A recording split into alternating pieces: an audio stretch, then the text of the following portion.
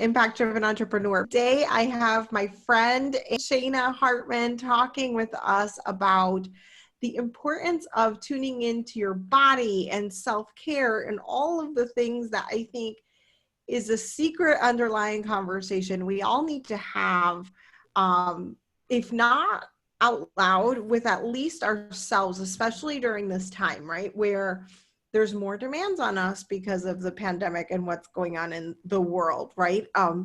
Many people are juggling now homeschooling or some version of integration back into society, and all of these pieces, right? Like, we have a lot that we're trying to assimilate. And I think like our internal wisdom can really shine light. And I think Shana is a beautiful example of this and also helps everybody to tune into that. So I wanted to have her on and talk about this. Welcome, Shana. If you want to do a more formal introduction. Yeah, that's good. That would be great. Yeah. Yeah, I'm excited to be here. As Mariana said, I'm kind of have expertise in tuning into the body. I am a certified body-mind master coach and a PhD and an educator and a spouse and a mom and a business owner. So this definitely is something that I am passionate and excited to talk about. Awesome. So tell everybody a little bit about how you found this like body mind coaching connection, right? Like, because I think this is also a really cool, unique specialty. Like we hear a lot of coaches, but not in the capacity or in what you're doing. So how did you find out about it? How did you start recognizing that was the way to go for you? Yeah, so I've been an educator, a teacher of some sort for over 20 years. And I always say I had a really late postpartum depression. So I was in a really important place in my career, had reached full professor status, also had a toddler at home. And there was just a moment in life where I just couldn't see me anymore. And I think a lot of listeners can relate where you're doing all the things and it seems really important, but when you have those quiet times by yourself, you're just like, who am I? What am I doing? And I really went to actually a really dark place at the time. And that actually led me to massage therapy, oddly enough. My husband was connected with a local program near us, a certification program. And I am an education junkie and decided I would go back, and it was really just something just for me. I had no intentions of what I was going to do with it. And through all of that, really started to learn more, obviously, about the body and most importantly, what our body is communicating to us, how that can both, if we ignore it, how that hinders our life and goals, and if we tune into it, how it can really support us. And so I knew that, but then also was starting to see some stagnation as I was creating that business, and then was tuned into coaching and specifically body-mind coaching, the founder of that, Laura Wick, and that just lit me up like no other. It was like worlds coming together, and it was just one of those, aha, this is it kind of moments. And I've just been heading forward since then. That's so amazing. I love how even like in that story, it was like you just doing something for yourself, which is kind of what we're going to talk about, right? Yeah. Like that was like you really embodying what we're going to talk about today in terms of like having that relationship with yourself and doing something just for you. Yeah. Yeah, absolutely. And I think so many times we think we've turned that into a selfish thing, when really it's almost a disservice if we don't. Because if we're coming to others and to our community and to our jobs with our tanks just completely empty, what are people getting from us? They're getting like the dregs, right? The last drops that we can squeeze out. Versus filling our cups and pouring from this abundant place. And then it doesn't feel like a strain or a frustration. And usually the sign that we're in alignment is when something does feel really easy. And I think that's important as a business owner, like to follow that internal intuition of what feels light and what feels easy. And that's what I did. Interesting. So, yeah, so when you talk about like getting into alignment in business and like making decisions from that place, it's about listening to your body and knowing what is easy and then continuing to do that. Yeah. So I love just kind of asking simple questions, simple but effective questions, versus instead of saying like, why am I tired today? Or why am I not, being as productive? Instead, just tuning in and just going, what am I noticing right now? What is showing up? Mm, And then the connection there is where am I noticing that in my body? And that's when you really start to open up, because our bodies are communicating to us, right? Like if we put our hand, in the most simplistic sense, on something hot, we're going to get the signal back, don't touch that because it hurts. So we often associate the communication of being something like pain, or when something's gone too far. And this is a practice that really helps you tune in more frequently, more consistently, in a way that's customized for you, so you know what those signals are in your body. And those 3 questions are like a wonderful way to kind of start to practice and just bring awareness to it. now, this is like a totally, maybe ego question, but like, how do you know Mm-hmm. if it's your body or if it's just resistance? Like you're saying, like go with something that feels light and easy, but Right. like there is, projects, there are things that are out of our comfort zone and they don't always feel easy. So how do we distinguish the difference between the part that wants to do that and it is aligned and the part that is just like scared almost? Yeah, so this is a great question, and I've actually had my own like personal coaching and work that I've had to do with this. But um, intuition versus fear is a common question. Like, is this something that's calling me, and it's going to be difficult because it's outside of my comfort zone, and it's going to, there's a nervousness, fear that comes from that, versus a like, oh my God, this is absolutely wrong. Like I'm going to die, right? Most of the times it's not the I'm going to die one, right? Like we just don't live in a world generally where that's the thing, especially when it comes to our business. So one way that it was explained to me that's really nice is there's usually an underpinning of relaxation, not in a sense of like I'm on a massage table relaxation, but more of just like that anchored knowing. I was going to say knowing, but I don't know if everybody else is like more clear Right. cognizant or not. That So maybe a yeah. gut feeling, right? You get that Mm-hmm. little like either fire or just that gut of, it's almost the thing that you don't have to think about. So it actually, Mm, it bubbles up usually rather than a top down kind of a thing. And mm, so it's that feeling, and this is why it takes practice. It's a practice. It's not a perfect, to start to tune in. What is that feeling like for me?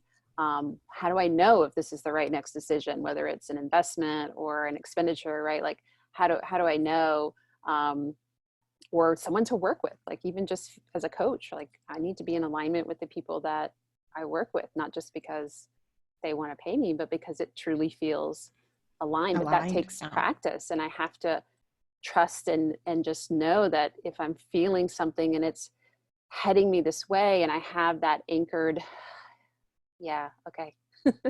Right, it's just like that nod, that internal nod, like, girl, you know what this is. um, Mm. and when that's different than, and the fear that comes with that versus like this is going to put me in jeopardy in some way, shape, or form, like the things that I value, right, are going to be compromised if I do this, and the fear that would come out of that. That's what I'm saying. Like that's Mm. how you can start to tune in, and notice the difference between intuition and fear. There's like that weighted calm. And also I think it's this is so hard for me too, because I think there's just resistance sometimes, right? Like, so if someone has a lot of limiting beliefs, how much are those limiting beliefs going to impact how they're experiencing that? Does that make sense? Mm-hmm. And I don't know how you handle that, right? Like, how do you handle both? Right. So when we use those questions and start to say like, what is showing up for you? And oftentimes one physical sign of resistance might be quiet, right? Like if you're having a conversation with, like for me with a client and they're getting quiet, or because I'm tuned in, I can just see like this drawing in kind of happening. And there is truth to that. Like you've heard of power pose, right? Chest up, open, shoulders back, versus usually when we're hindering or withdrawing, we're curled in more. And so when you're feeling yourself getting quiet, when you're feeling something that you're like, I don't know, something is showing up. The next step from like, what am I noticing? Where am I noticing that in the body, is to actually start to give that part a voice, because what we're tapping into physiologically is our enteric nervous system, our gut brain, which is innervated all kinds of ways with many organs in our body, and sends signals up through the vagus nerve. This is a little sciencey, and I'm definitely not an expert in this area, but it's a little thing that's important to know because some people think like, oh, I'm taking my brain out of it. No, you're actually bringing it on board with everything that your body's capable of doing. And oftentimes we get those little nudges, or we feel ourselves going quiet, just noticing that pattern. Where do I feel that in the body? And then giving it a voice, because typically the signal that it's sending back up is not going to the part of our brain that has language. That's why it's so difficult sometimes to articulate what we're noticing and feeling. And so that's when we practice of like, okay, what might this want to say? And if it's what I call a gremlin, right? Like there's no way you can do that. Then we can start to ask questions of it. And that's where that resistance piece comes in. So is that really true? Like, can you not do that? Right? We can start to parse out what is truth, what is a story, what is a value and whether it's a true value or a should value. But again, that's when you can start to have choice around the awareness. Does that make sense? 100%. Okay, I'm with you now. Okay, so it comes back to almost having that I read a book, it's back there, what was it? Wired for Authenticity. It had us do some exercises like this, right? Where we start to name those gremlins, is what you call them. I call them like hide, or like I call it, what do I call it? The hide and the primal part of our brain, right? Like that afraid piece. Right. Yeah. That wants to keep us safe. More primitive. Yeah. And so I like, that's all coming back to me now. It's all coming back online onto my brain. But so then we start to have that conversation with that part of us to really figure out that intention, and that can really propel you to like understand those different feelings. And I think it's also, I mean, this takes practice, right? Like there's so many times, especially for my clients, I don't know if you get this, maybe not because you talk more about feelings, but for my clients, when I see is like, I ask them, how are you feeling? And the question is a thought, right? Like it's like all thinking, they're all up here in the brain. And so I like how you're asking where in the body, because that helps you to tune into it more, and really ground you to it.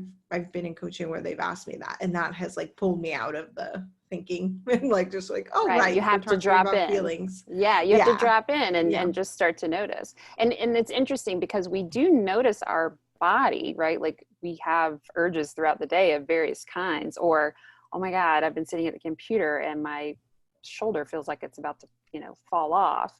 Like we notice the body, usually again at that extreme point of like, you got to do something different or I'm shutting it down.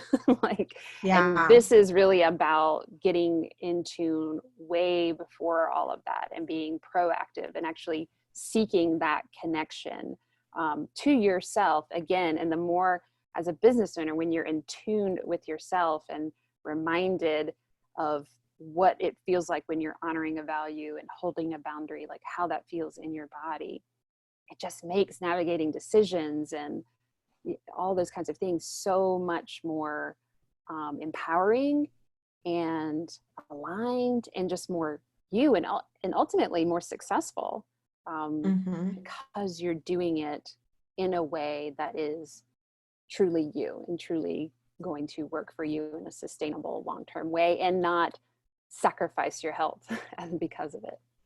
Yeah, I agree 100%. So someone here who's never suffered from like severe pain, or maybe they have, just like general backache or the shoulder tension from anxiety and things like that. What are some of the things, or is there a resource or something that they can start to like make that connection to what that body, like, what is it telling us? Like, how do we read what it's saying? Yeah. So those questions, like we talked about, are great. But one thing, if that feels too woo or whatever for you, you can just start to notice, when are you like super frustrated, super angry, agitated, when things are starting to like irk you repeatedly in a day, right? You have those days where you're like, oh my God, everything. That was me today. What is going on? Everything like is bothering me, right? Yeah. That usually is one way to tune in and go, okay, something is off here.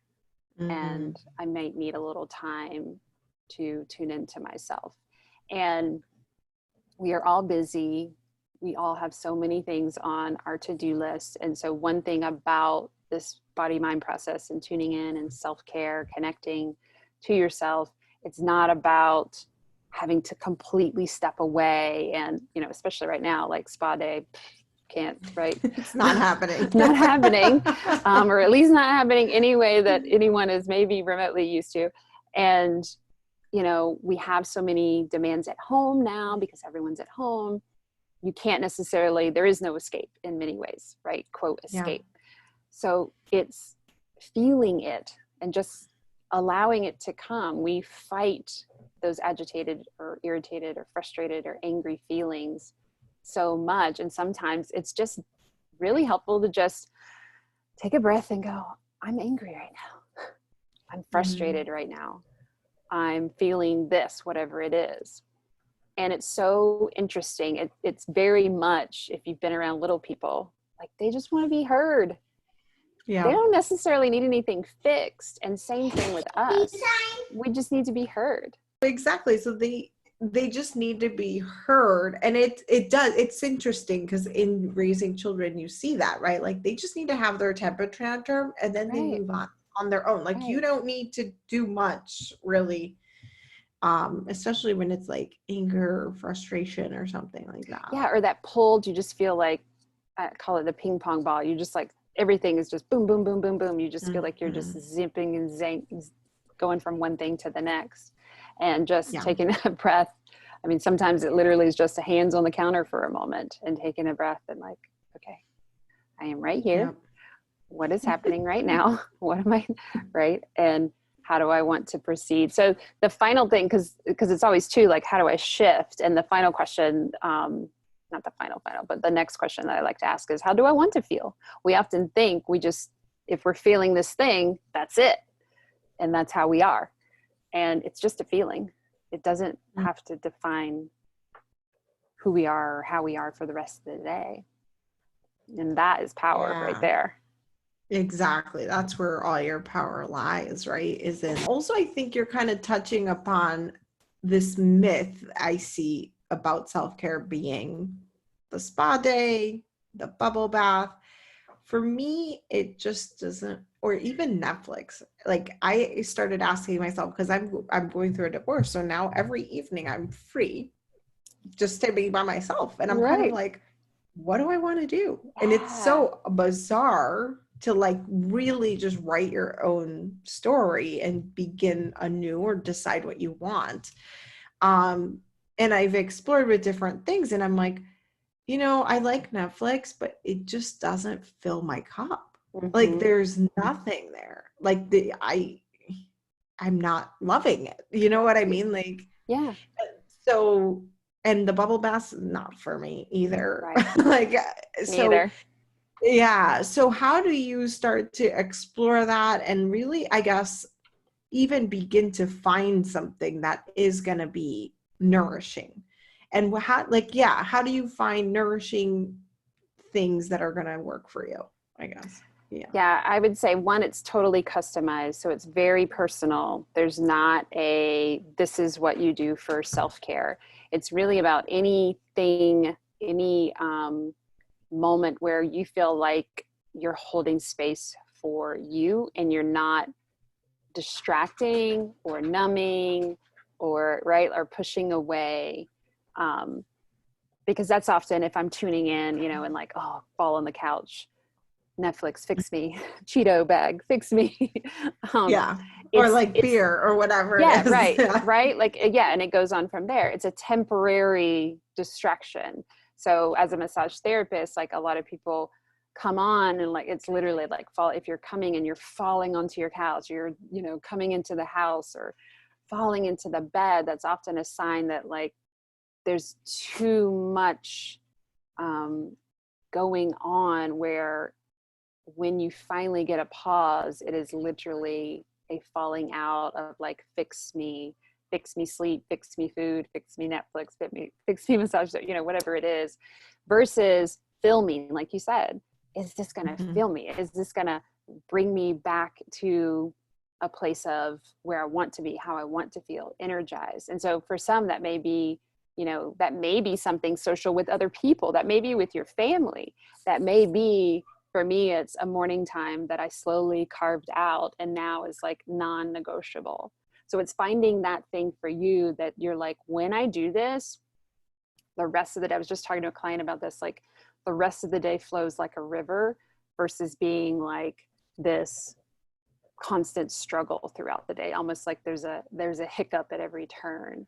So finding that thing, and it's not always morning for people because not everyone's, and morning doesn't mean necessarily get up early too. Some people have that myth, but it's sometimes, you know, 30 seconds before you put your feet on the floor, right? Yeah. Something that you say to yourself or you do, or a breath or whatever it is, it doesn't really matter if it is something that starts to fill your cup. It's really more about how you feel about it than it is about the actual thing, right? Which goes back to the beginning of these questions we can ask ourselves to see how I guess, like, to evaluate. And then for the person that has the obligations, right, after your kids go to bed and now you want to connect with your spouse and you also need to connect with yourself, like, how does that person go and carve out some time for themselves? You mentioned boundaries a little bit. So I think it's hard to hold boundaries when you don't know what you value. So kind of doing like an internal audit a bit is a nice exercise to, you can do a Google and find like a list of, you know, value words, or you can just come up with them. This is even something to do as a family. And I would say, especially, you know, thinking of kind of like a spouse situation too, but even with your kids, like, what are things that we value? And as a family, what do you value individually? And then starting to look at, how do I hold a boundary for that? Or when am I not in alignment with my values? It doesn't mean we're perfect all the time and constantly in alignment and with our values, but the boundaries thing, I love the explanation of like a bowling lane and kind of putting up the bumper thing so that the ball stays in your lane. And it's really important as a person with a family, especially, or any connections, that you've got a way to feel forward on what do you want to say yes to, because everything you say yes to, you're saying no to something else, consciously or not. Everything you say no to, what are you saying yes to, right? Because you said no. So it's just finding, and again, you can use your body to tune into that.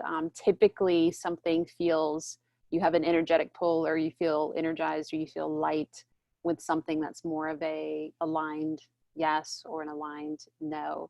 So I think just doing an audit of like, what am I saying yes and no to? Carly Clark Zimmer has a great tool where just like you look at your calendar over the past week or month and just go back and like, which one of these really, you know, fueled me and which ones drained me. And then starting to kind of, it's almost like a backwards design to head you towards, okay, these are the things that when I do these things, they are honoring my values and I want to hold boundaries for them. Here are the things that maybe don't, but I have to do, right? And just starting to really see it as like a self-exploration and internal audit. Awesome. So, yeah, so what I'm hearing you say, it begins with values, personal as well as family or group, whatever that family unit Yeah, might if you look want to like. go there. Mm-hmm. Yeah. And then it's making decisions based on that, also reflecting on how you've been living where Yeah. those have not been aligned with the values, and then choosing those on purpose. Yeah. With intention. Yeah. On Yeah. purpose. Yeah. Absolutely. Beautiful. Even when And it's then, something that maybe you're like, I don't want to do this, but I'm mm, choosing to spend my resources, my time, my energy, whatever. I'm choosing to do this. And that's just a very different way to come at something versus like, oh, I have to do this thing and I don't want to. that's so true. Yes. Because there's a lot of things that like they usually become shoulds almost, right? Like that's a Yeah. lot of what becomes should. I should do this, right? But then you don't want to because this, and this, right? Like, so it's not always the easiest thing to continue to live in that alignment, right? Like, Right. Oh, it's a yeah, constant and it changes. I mean, we can shift and change, and something that felt in alignment before might not in the future, and vice versa.